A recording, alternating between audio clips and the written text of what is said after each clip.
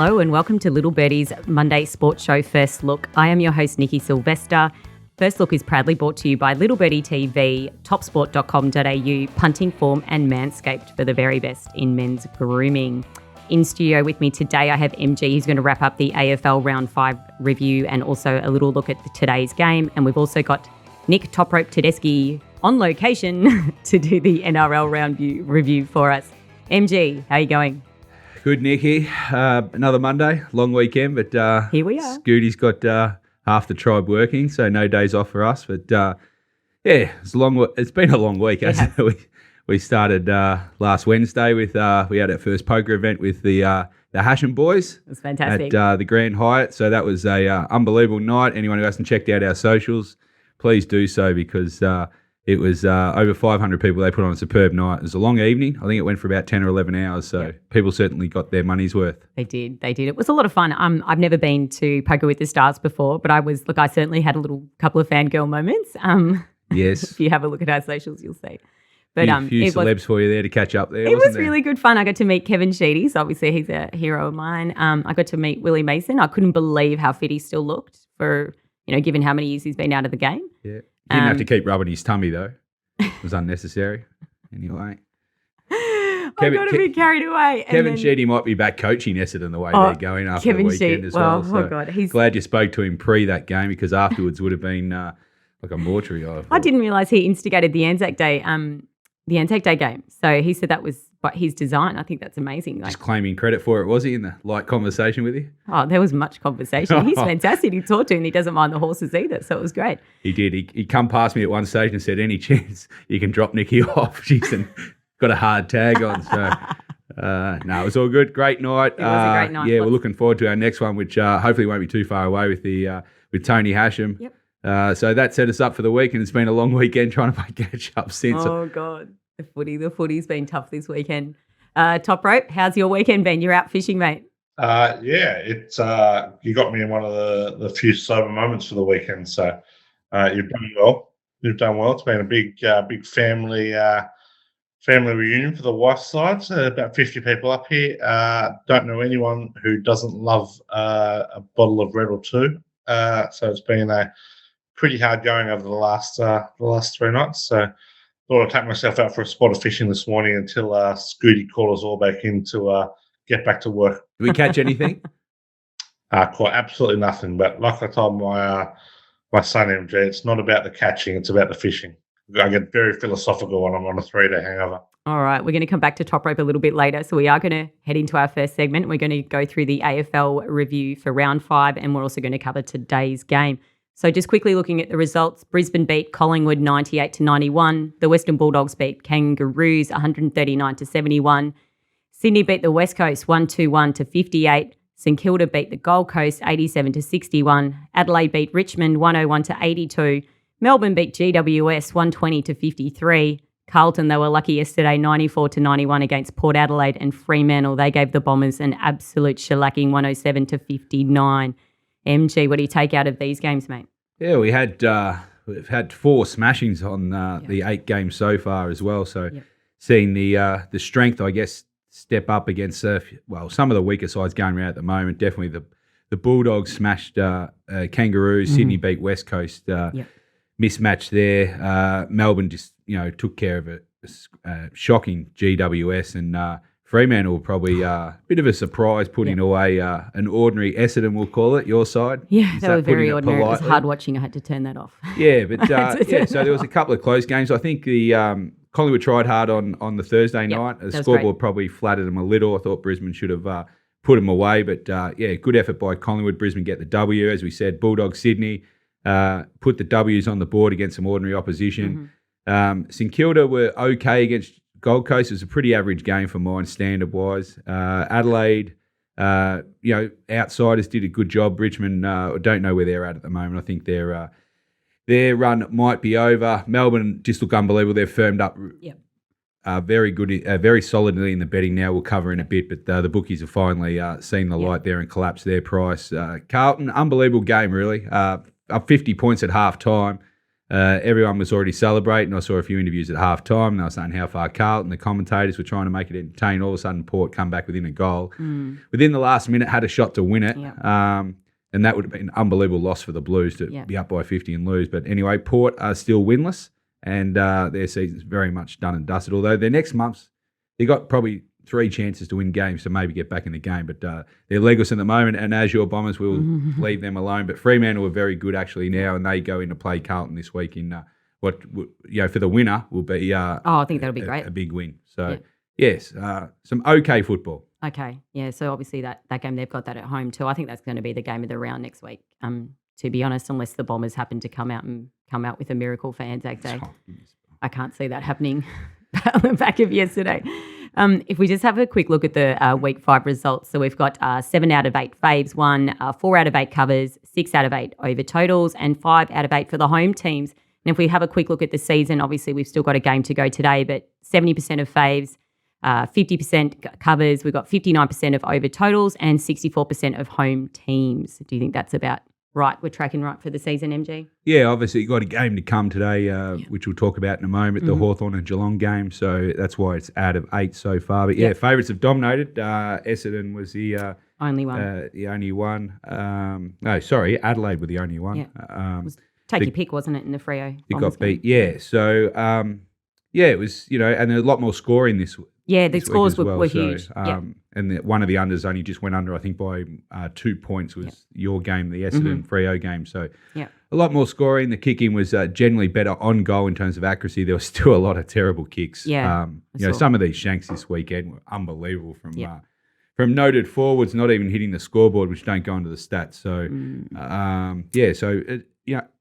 tough week for to try and find a bet. Only end up having 2 bets. For the weekend, both involved in the Richmond game. Unfortunately, the Richmond are falling into them again, so I think they're going to take a bit of a break for me for the year. I can't seem to find them, and just I like the overs in their games at the moment, especially Adelaide. That came to fruition again. I probably should have united up there a bit more, but 1-1. It was a pretty hard weekend to find stuff. So we'll move on to week 6 for the Stings. Yeah. Now, if we just have a quick look at the Premiership prices, obviously we've still got that game to come today. As you say, Melbourne, it's been a pretty big move now into 280 firm favourites.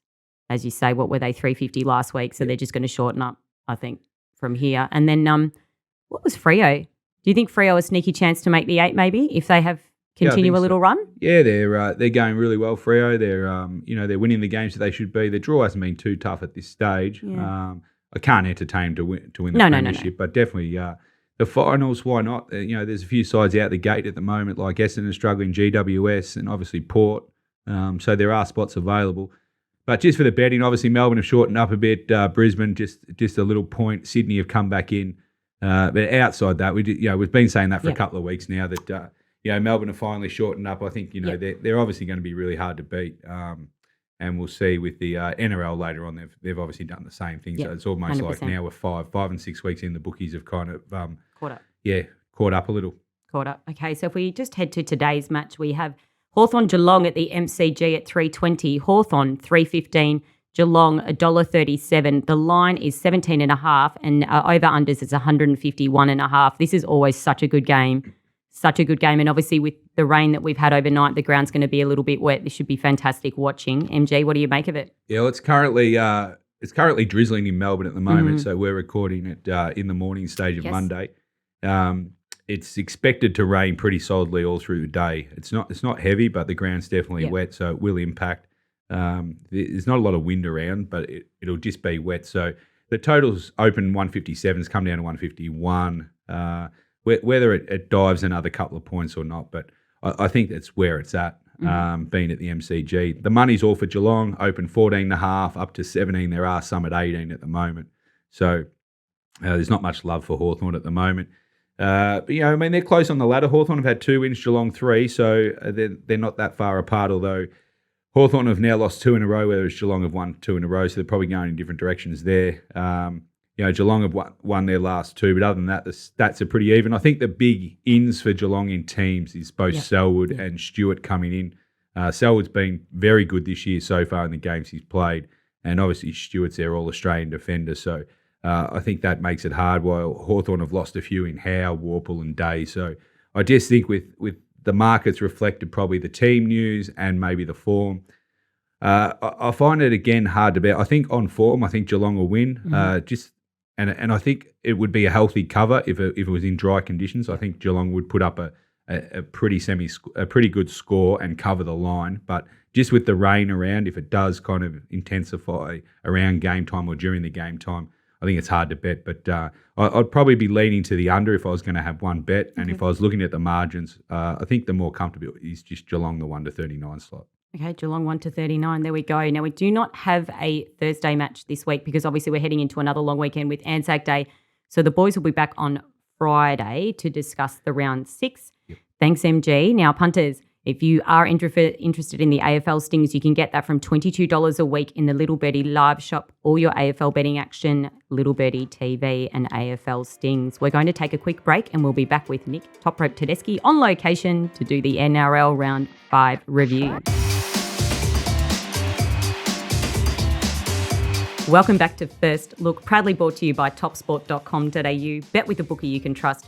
Bet with topsport.com.au. North Queensland, they beat Canberra 18-12. South Sydney beat the Bulldogs 36-16. The Panthers took care of the Broncos 40-12. Manly beat the Titans 26-18. The Storm beat the Sharks 34-18. The Chookies got the job done against the Warriors 22-14. And the Dragons won in a great game yesterday 21-16. Toprope. Yeah, some interesting results. Canberra through what looked like a pretty easy win away. They were led 12-0 at half-time. Probably should have been leading by plenty more, but that one slipped away. And Coach Ricky Stewart and Jack Whiten were not happy at all. Said only about half a dozen players were trying. The rest had to look at themselves in the mirror. So maybe some internal ructions there. The Bulldogs got to an early lead against South Sydney before they'd play us into the sin bin. That lead was decimated. It went from a 10-0 lead to an 18-10 deficit, and South ran away with that one. Penrith won 40-12. A little bit of luck for those at the late line of minus 22.5. A penalty try after full time to get the Panthers home was a spiteful game. Desperately unlucky that the Titans not to cover there. Looked like they'd scored a try on full time. I may have been on the Titans. I may have been on both Fermor last try. So say I was near tears on Saturday night would be an understatement. The Storm took it to the Sharks and what was a great game. You can see both those teams in the top 4. Roosters on their celebration of the 2002 grand final looked like they'd been on the drink for the first half for the week, but too classy in the end. And another bad beat for plus punters. Newcastle trailed 17-16 until the final play of the game when St George scored a try to go up 21-16 and cover the 2.5 spread. So another weekend of bad beats for punters. Yeah, I think the NRL was tough, and like you say, there was quite a lot of games where big first half leads, and then they just come. The team comes from behind and they win, and obviously we saw that with the Chooks. We saw that with a couple of games, and I feel like that's how it's going with the NRL this year. Like the first halves are, one team pretty much scoreless, and then the other team just comes back, and so it's so hard to pick the lines because you don't know where they're going to end up, and also with the totals as well. I think. Yeah, it's getting a bit like the NBA at the moment in terms of you just got to catch the momentum, swing at the right time, and once the game was looking really good in the first couple of weeks when kind of teams weren't building up such big runs of momentum, but that's all seems to have turned around now, partially because of some of the interpretations, but also partially because of the class just rising to the top there. So when a team like Canberra is playing a team like South might be on the downward trend this year, but a team like Canberra can't play 12 on 13 against them, that's for sure. If we have a look at some of the week 6 results now, so we've got 6 out of 7 faves, 5 out of 7 covers, 3 out of 7 over totals, and 6 of 7 home teams. And for this season, we're sitting at 72% for the faves, 49% for the covers, 38% for the over totals, and 64% in the home teams. We're certainly seeing the unders present plenty of value again this year, particularly in day games. Lives are up around the 44.5 and shooting well under a lot of these. Saw the Roosters Warriors game finish on, I think it was 36 yesterday. And never looked like going over the total. So we're seeing quite a few of those this year, and we're certainly seeing the favourites just win. They're not always necessarily covering, but we're up to some big lines again. We've got, we'll talk about soon, we've got a line of 21.5 this afternoon. I think we've got 2 or 3 lines of kind of north of 18 next week. So we're starting to see that golf and the competition open right back up. If we have a look at Toprope's round 6 results here. So what do we have? We had South in the unders. That was a loser. I think, like you say, this is obviously going to get really tough now with these lines. Penrith, obviously, we won that one. Newcastle, lucky you took the plus there. That was a win. And obviously, you've got today's bet pending for Parramatta. But the two losses there, that was tough because the Roosters, like as you say, they didn't show up in the first half at all. So had they have played on song yesterday, then that would have probably won. And like you say, the Gold Coast, that was tough too. It's always the danger with the big minus there, Nick, in terms of, teams obviously aren't playing to cover the big minus. When a game turns into a bit of a scrap fest like the Warriors-Roosters game was. The Roosters, obviously, class was always going to prevail, but there was not a lot of incentive for them to kind of start piling on the points in that second half. They got to 8 points up. That was essentially it for them. Okay, Toprope, we're going to have a quick look at today's game. So we do have Parramatta taking on the West Tigers. Parramatta, $1.07 head-to-head favourite. The West Tigers, $9.50. The line here is 21.5 and the over-under is 44, a flat 44. What do you make of today's game? I can't imagine what you're going to say. Yeah, I do like the minus here, minus 21.5 here, and there has been plenty of money for the Eels this week. The Tigers, this should be a big bounce back spot for them. Rivalry game, winless, coach's job on the line, but this team does not show up. They were utterly disgusting last week, the lack of effort. So, Para love, daytime games. They have a great record as a big favourite. They absolutely belt the Tigers time and again and won 7 straight here. They put 26 plus on them in 7 straight. So, I'll be taking the minus here and probably a little something small on the over. The Eels don't mind running up a score. They are a team who can put a big number on. So I'll be looking at the Eels minus this one. And so now we're just going to have a quick look at Thursday night's game coming up in the NRL. So we've got Cronulla Manly in Sydney at 7:50 p.m. Approximate betting prices at the moment. Head-to-head Cronulla $1.38, Manly $3.10. The line's looking to be about 7.5. No totals at the moment. What do you make of this game, Toprope? Yeah, the line seemed a little big here. 7.5 is a big number for a team who's been playing as well as Manly. No Tom Preveiw, but I thought the plus 7.5 was a little too big here. Manly have a great record against the Sharks. Cronulla obviously very, very good this season, much improved, but I would have thought the plus was a low score. Obviously, prior to this started north of 6, to be honest. So plus 7.5 to 1 is a very strong early play. All right, now we're going to have a quick look at the NRL Premiership market. Penrith at $3.20, the Storm at $3.60, the Roosters $5.50, Parramatta $9, the Sharks at $10, Manly $15, South Sydney $17, Canberra Raiders $101, and the Gold Coast Titans $101. Any surprises here, Toprope? Well, the market says there's 7 teams to win the Premiership, but I reckon there's probably only 4. I'm not convinced that the Eels are a legitimate Premiership contender. Look, the Storm and the Panthers stand out as clearly the top 2 teams. I think the Storm should be favourites, but we'll see how that goes. The value for mine still, I think the Chooks, they're not even close to their best just yet, and they earned a 1.5 this week at 70 to 550. Yeah, they are going to be there when the whips are cracking. Trent's renowned for timing their run really, really well. So the value probably is with the Roosters right now. Amazing. Thank you, Toprope. Okay, now if you are serious about your NRL punting, head to Little Birdie TV. In the Little Birdie shop, you can find GGOA from $22 a week. Serious about your NRL punting, you need GGOA. Okay. MJ, okay, Nikki, time for the wrap-up of our best bets for the week. We had week 6. We've still got Toprope pending, so hopefully we can shoot 1 out of the 3 because Nikki, unfortunately, how she's gone against the Melbourne Storm is unbelievable, but she copped the right whack there. And unfortunately, Brisbane, for myself, had their chances late and gave up to Collingwood, didn't cover the spread there. They won the game, didn't cover the spread. So we're cheering for Toprope for Parramatta this week, or today, sorry, minus 19.5. He's got us in with the best line now, 21.5. So hopefully Toprope can get a win on the board. We will now go to our week 7 predictions. We'll start with you, Nikki, for Sids and Kids. What are you tipping for next week, AFL or NRL? I'm staying with the NRL. Right. So I'm going to take the Titans plus 1.5. I think they'll play well up there against the Cowboys. Titans for Nikki. Top rope for Wayside Chapel. Which way are you lining up for next week's games? I'm going to take the Storm minus 18.5. I think they are really, really warming into it. I think the game against the Roosters will have taken a little bit out of the Warriors.